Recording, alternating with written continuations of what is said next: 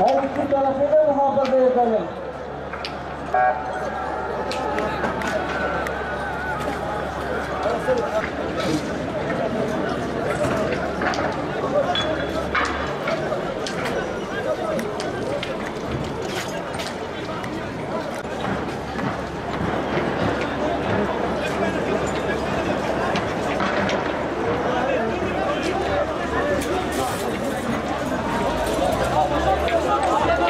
6-8 Ekim Amerika projesiydi.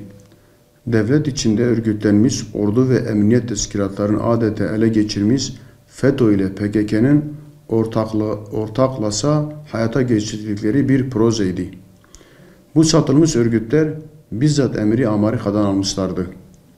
Selahattin Demirtaş, Amerika dönüşü 6-8 Ekim olayların fitilini ateşledi. FETÖ'nün elebası zaten Amerika'da CIA'nin kontrolü altında yaşıyordu. 6-8 Ekim provokasyonu amacı Türkiye iç savaşa, kaosa sürüklemek, sonra da bölüp parçalamaktı. Amaç buydu.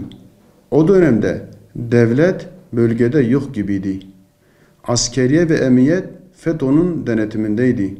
Bu şeytani projenin en büyük engel bölgedeki İslami camiaydı. Onlar da bunu bildikleri için ilk aşamada İslami camiaya saldırdılar.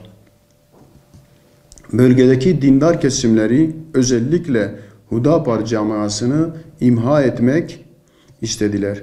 Amerika ve devlet içerisinde çürüklenmiş FETÖ'cü asker ve polislerin desteklerini arkasına alan HDP PKK'li çeteler büyük bir katliama imza atmaya kalkıştılar. Amaçları büyük bir katliamı gerçekleştirip dindar kesimleri sindirmek, böylece hain emellerin önünde hiçbir engel bırakmamaktı. Ama dindarlar bu korkunç vahşet ve saldırı karşısında paniğe kapılmadılar. Devletin ortadan kaybolduğu bu karanlık günlerde onlarca şehit verme pahasına direndiler ve Amerika'nın bu şeytani projesinin başarıya ulaşmasına engel oldular. Tıpkı 15 Temmuz akşamı yüzlerce şehit verme pahasına sokaklara döküldükleri gibi. Aslında Amerika'nın bölgemize ve ülkemize yönelik bu şeytanı tuzağı yeni değildi. 90'lı yıllarda da bölge Müslümanları İslami camia büyük bir vahşetle karşı karşıya kaldı. 90'lı yıllara devleti ele geçirmiş karanlık Ergenekon yapısı ile PKK yine işbirliği kurarak Amerika'nın ülkemizi bölüp parçalama, kendisine bağlı bir kukla devlet kurma, ikinci bir İsrail inşa etme projesine hizmet etmek için İslam'ı kesimlere saldırdılar. Çünkü bölgedeki dindarlar İslami camia o zaman da hain emeller önündeki en büyük engeldi. 90'lı yıllarda sözde Kürt milliyetçisi PKK, Kürt halkına yönelik büyük bir katliamı gerçekleştirmiş, Kürt halkının varlığını inkara yeltenecek kadar asimilasyoncu politikaları hayata geçirmişti.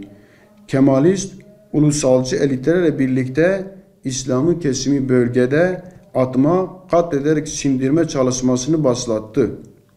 Lakin dindarlar, Müslüman gençler canları pahasına bu hain projeye direndiler. Hainlere geçit vermedi. Ne yazık ki bu kahraman gençler ödüllendireceklerine hala zindanlarda çile doldurup adalet beklemektedirler.